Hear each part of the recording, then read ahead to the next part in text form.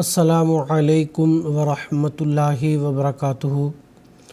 ناظرین کرام، تجوید القرآن کلاسز کا سلسلہ جاری ہے۔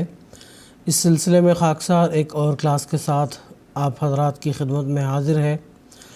ناظرین کرام، آج کی کلاس میں ہم سورۃ الانبیاء کے رکوع نمبر 7 کی تلاوت سنیں گے۔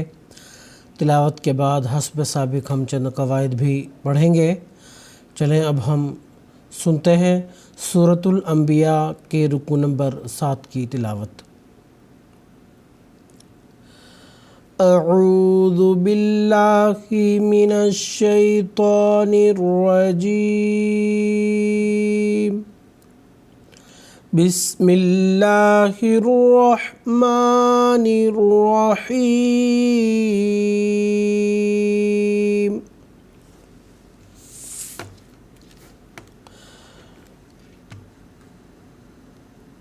فمن يعمل من الصالحات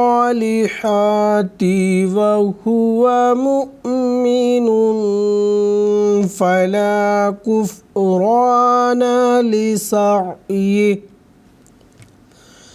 وإنا له كاتبون، وحرام على قرية أهلكناها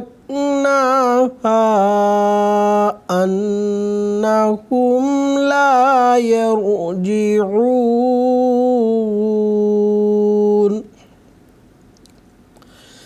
حتى إذا فتحت يأجوج ومأجوج وهم من كل حدب ينسلون، واقترب الوعد الحق فإذا هي شاخصة أبصار الذين كفروا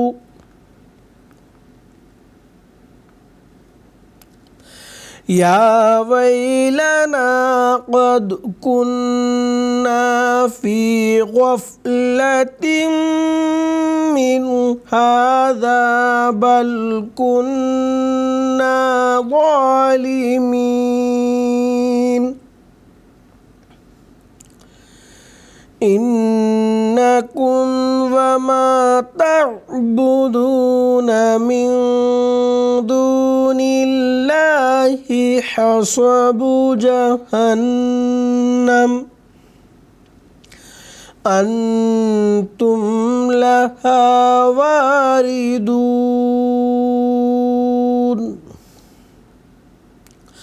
لو كان هؤلاء آلهة ما وردوها وكل فيها خالدون،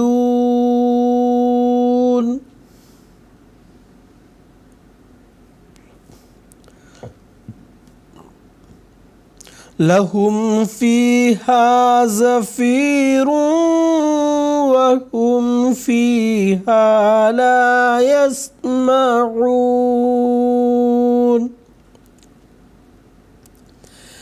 إن الذين سبقت لهم منا الحسنى أولئك عنها مبعدون، لا يسمعون حسيسها وهم فيما اشتهت أنفسهم خالدون،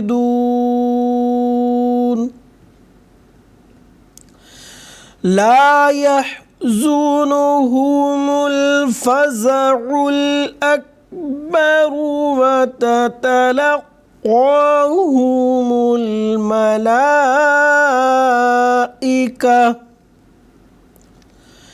هذا يومكم الذي كنتم توعدون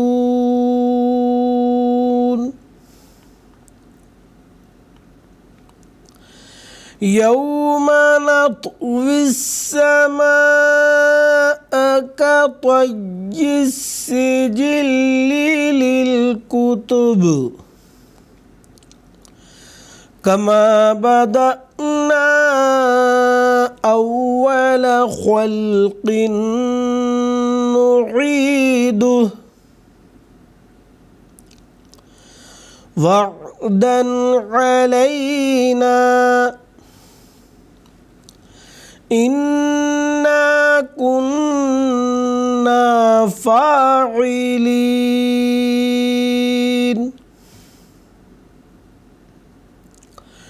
ولقد كتبنا في الزبور من بعد الذكر أن الأرض يرثها عبادي الصالحون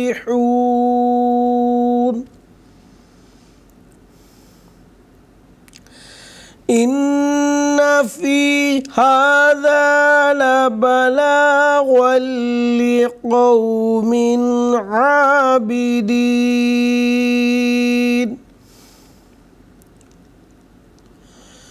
وما أرسلناك إلا رحمة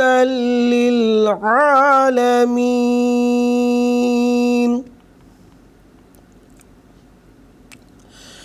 قل إنما يوحى إلي أنما إلهكم إله واحد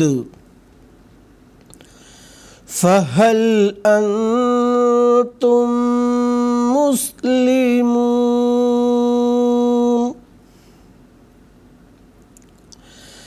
فإن تولوا فقل آذنتكم على سواء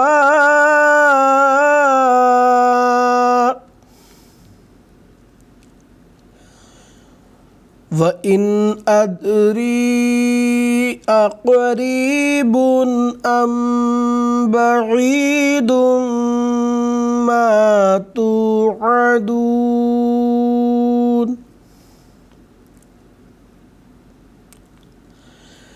إنه يعلم الجهر من القول ويعلم ما تكتمون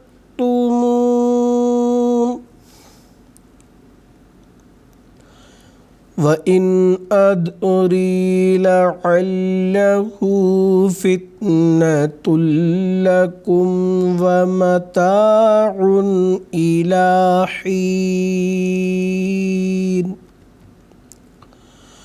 قال رب احكم بالحق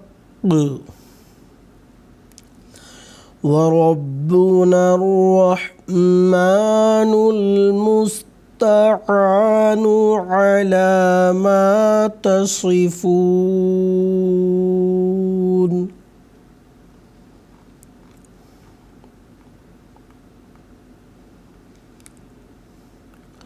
ناظرین کرام، اب تک آپ سورۃ الانبیاء کے آخری رکوع نمبر 7 کی تلاوت سن رہے تھے۔ اب ہم قواعد پڑھتے ہیں۔ سب سے پہلے فَمَن يَعْمَلْ، نون ساکن کے بعد حروف یرملون میں سے ایک حرف یا آیا ہے تو یہاں ادغام ہوگا، اور ایک الف کے برابر غنہ کی آواز کے ساتھ اس کو ہم پڑھیں گے فَمَن يَعْمَلْ۔ من الصالحات میں صاد کو گول پڑھیں گے کیونکہ یہ حروف پر میں سے ایک حرف ہے جو ہمیشہ گول پڑھے جاتے ہیں، ان میں سے ہے یہ، اس لیے اس کو ہم گول پڑھیں گے۔ وَهُوَ مُؤْمِنٌ، حمزہ پر جزم ہے تو اس کو ہم جھٹکے کے ساتھ پڑھیں گے مؤمن۔